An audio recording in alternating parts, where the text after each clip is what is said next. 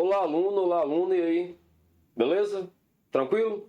Nós vamos continuar o assunto, né, de artes da aula passada, tá bom? A gente começou falando um pouquinho sobre o termo da palavra escultura, né? Nós vimos lá na apostila que eu disponibilizei na plataforma, né, o que é uma escultura, né, como fazer uma escultura, né, e todas as suas divisões, papel, argila, mármore, estudamos um pouquinho sobre cada um desses processos. Nós vamos agora, a partir dessa aula, que vai ser dividida em duas aulas, tá bom? Essa aqui vai ser a primeira aula, e na próxima semana eu postarei a aula 2, que é a continuação dessa. Nós vamos ver um pouquinho sobre a história da escultura, tá bom? Como a escultura se deu no tempo, tá? Os seus períodos. Não vamos estudar a fundo cada período, tá bom? Mas nós vamos entender um pouquinho cada período e estudar e ver como a escultura foi se formando e se construindo ao longo do tempo. Certinho? Vamos lá contigo? Vamos lá? Vamos começar um pouquinho sobre a escultura na pré-história. Professor, na pré-história se fazia escultura? Sim.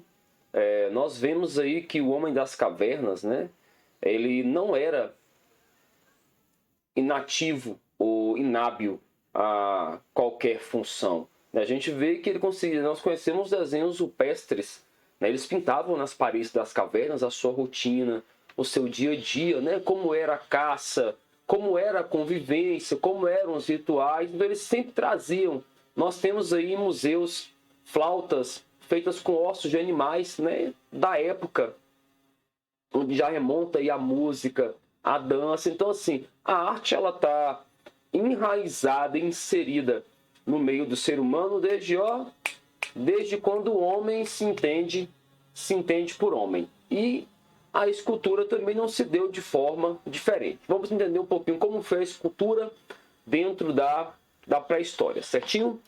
Ela foi durante o período paleolítico, neolítico e idade dos metais.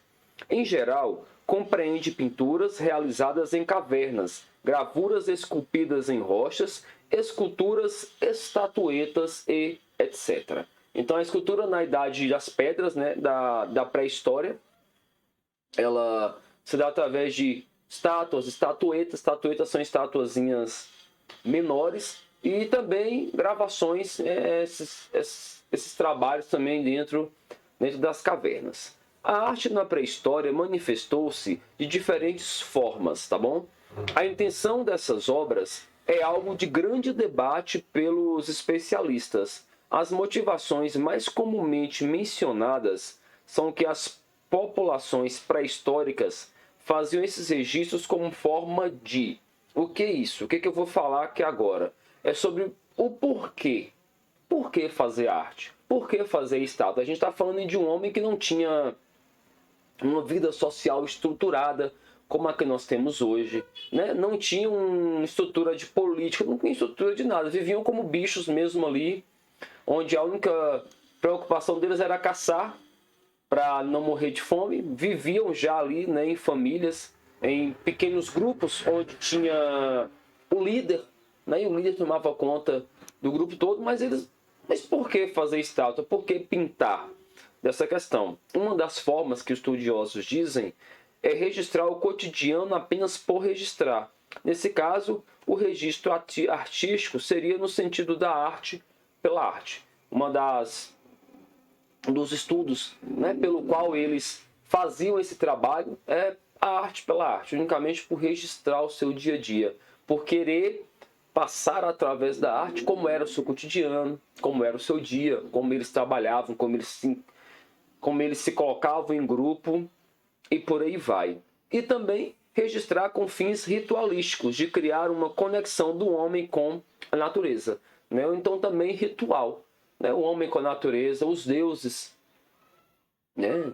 O sol, a lua, a terra, cultuar esses deuses, a conexão dele como homem também com a natureza, tudo isso aí explica o porquê do homem pré-histórico já produzir estátuas, já pintar em paredes e tudo mais. Eu tenho aqui uma estátua, tá bom? Ela se chama Vênus de Willefort. Vênus de Willefort, foi descoberta em 1908 e ela tem cerca de 11 centímetros de altura e estima-se que tenha de 24 a 29 mil anos. A gente está vendo aqui uma estátua de mais ou menos 24 a 29 mil anos atrás. A gente percebe aí que a pessoa que fez tentou desenhar uma mulher, né? Nós aí temos aí o corpo feminino moldado através dessa escultura e a gente percebe aí duas funções: a arte pela arte, registrar apenas o corpo humano como eles viam na época, ou registrar o dia a dia, o cotidiano. Essa peça ela está no museu e ela é extremamente importante para a história cultural do nosso mundo. Vimos um pouquinho sobre a arte pré-histórica, sobre a escultura pré-histórica. Nós vamos agora avançar um pouco mais no tempo. Nós vamos ver agora um pouquinho sobre a escultura clássica grega. Combinado? A escultura grega foi uma das importantes manifestações artísticas da Grécia Antiga e inspirou de maneira significativa a arte ocidental. Sabe-se que as primeiras obras escultóricas gregas surgiram no período arcaico, nos séculos entre o século 8 e o século 6 a.C., e passa pelo período clássico e termina no período helênico, né, no século 1 a.C. Então a gente tem a escultura grega, né? Nós conhecemos essa época como época clássica, né, estilo clássico, não só na escultura, mas na arte no geral. Sempre que nós falarmos o estilo clássico, tratarmos do classicismo, a gente está falando sobre, né, este período aqui de 8 séculos antes de Cristo. Então a escultura grega ela começa com o arcaico. O estilo arcaico era um estilo mais rudimentar, mais rústico. Depois a gente passa pelo clássico, né? O clássico é um estilo da perfeição, até terminando no helênico, onde a escultura grega ela traz o ideal da beleza humana. Tá? A ideia da escultura grega é trazer o ideal masculino e o ideal feminino de beleza. Aspectos como a representação do homem, a busca pela perfeição, o idealismo das formas por meio da simetria, volume, a riqueza de detalhes e movimento são algumas das principais características da escultura grega, que foram sendo aperfeiçoadas ao longo do tempo. Vale destacar que ela foi também um instrumento de retratação dos valores da época. Então o grego trazia o que na sua escultura? O ideal de beleza grega, tá bom? O ideal de beleza humana. A gente vai estar vendo sempre homens com corpos musculosos, homens troncudos, mulheres com corpos volumosos, sempre essa questão. E outra coisa, uma característica da escultura grega. Nos dois primeiros períodos, o arcaico e o clássico, o nu artístico ele é comum em todos os três períodos, tá bom? A escultura grega, você vai estar sempre vendo ali o nu. Só que nos dois primeiros períodos, a escultura do homem era sempre ele nu e a mulher sempre vestida. Já no último helênico, a gente já tem agora a mulher também, né, mostrando algumas partes do seu corpo, não tudo, mas algumas partes do seu corpo, e o homem ainda completamente despido. É uma característica muito interessante da escultura clássica, né? Que não só a grega, mas a romana também, que vem aí se inspirando na grega. O nu. O nu é muito presente dentro das esculturas. Se você pesquisar aí na internet sobre esculturas gregas, você vai perceber que o nu ele é gritante, ele é presente porque os gregos gostavam de colocar isso em suas esculturas, tá bom? E eles traziam a ideia de perfeição. A escultura grega, inclusive, né, ajudou muito na questão até da própria matemática no futuro, que eu vou dizer para vocês, sobre a questão da simetria de cálculos, de tamanhos, de movimentos, de números. Isso foi extremamente importante. Só que a escultura, esse aqui é o Discóbolo de Miron, foi feito em 450 a.C. e mede cerca de 1,55, tá bom? A gente pode perceber a figura de um homem, né, simbolizando os jogos, e ele também está nu, como é muito comum dentro da escultura grega, da escultura clássica, o nu artístico do homem nos três períodos. O homem sempre esteve nu na escultura clássica, e a mulher nos dois primeiros períodos coberta, no último período nua, mas nem tanto. Bom, o período clássico termina, né? Ele termina com o início do cristianismo no século I, que é com o início de Cristo, a chegada de Cristo. A gente tem o início do século I e do século I ao século V a gente tem a transição do clássico para a Idade Média. No século V a Igreja Católica assume o poder, né? Um poder hegemônico sobre toda a Terra, né? Não só no aspecto religioso, mas no aspecto social, político, cultural, filosófico, teólogo. Então ele assume todo o poder e a gente tem aqui o que nós chamamos de Idade Média. O alto relevo da Idade Média. Vamos ver como é que foi esse trabalho escultural dentro da Idade Média, certinho?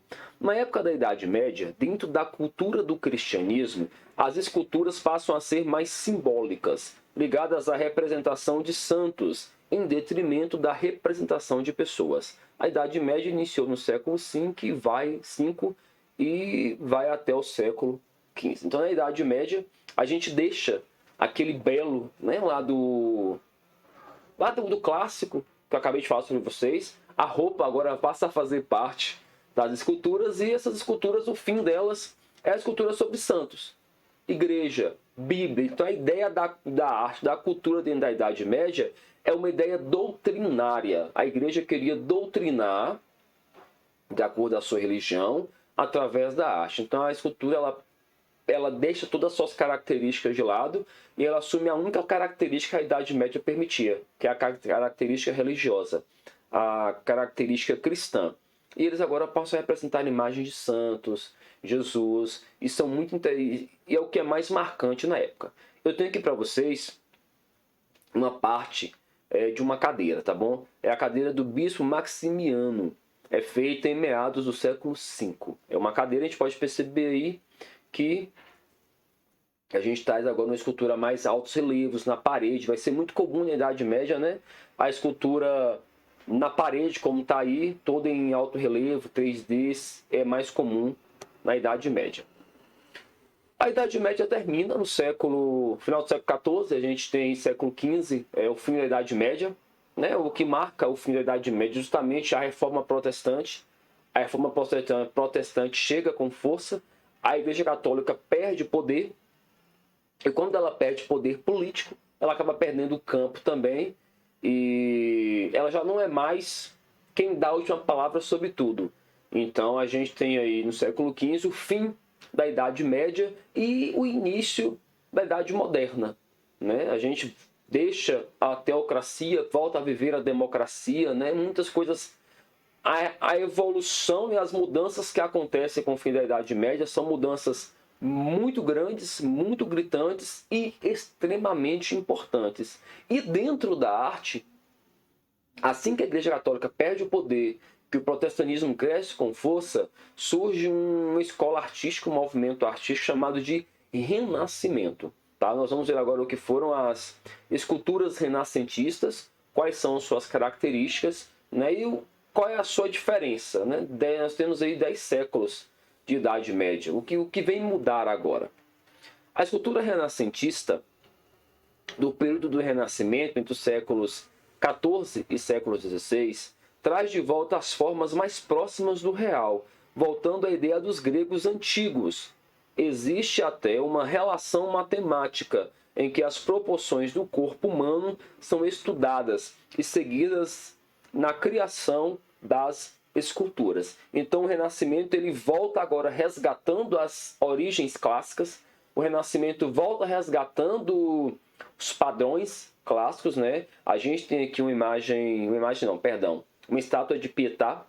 O nome da estátua é Pietà, ela é de Michelangelo, 1499, em que ela foi feita. Você pode perceber realmente, é Maria com Jesus, tá bom? A ideia do Renascimento não era anular a religião. O Renascimento ele queria apenas questionar alguns dogmas. Então, muitos artistas renascentistas fizeram trabalhos dentro da religião, tá bom? E Michelangelo foi um deles que fez um imenso trabalho para a igreja.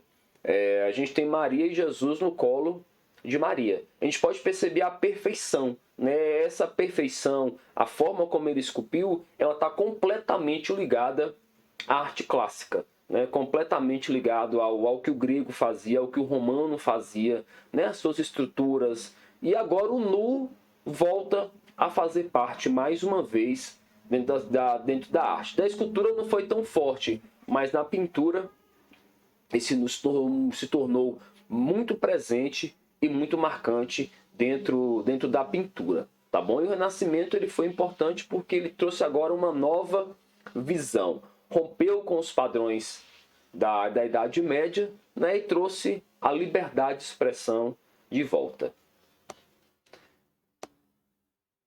Nós vamos parar no Renascimento, tá bom? Nós vamos na próxima aula entender um pouquinho sobre as esculturas barrocas, tá? O rococó, entender algumas questões até chegarmos aos dias atuais. Eu achei melhor dividir porque assim a gente não assimila tanta informação de uma vez só. Se você não entendeu essa aula, como eu sempre digo, volta lá do início, assista a aula mais uma vez, tá bom? Que você possa entender. É importante você não fique pulando, né? Pulando partes, assista a aula por inteiro. E se ainda assim lhe restar alguma dúvida, manda mensagem. Eu estou aqui, né? Lá na plataforma, nos grupos do WhatsApp.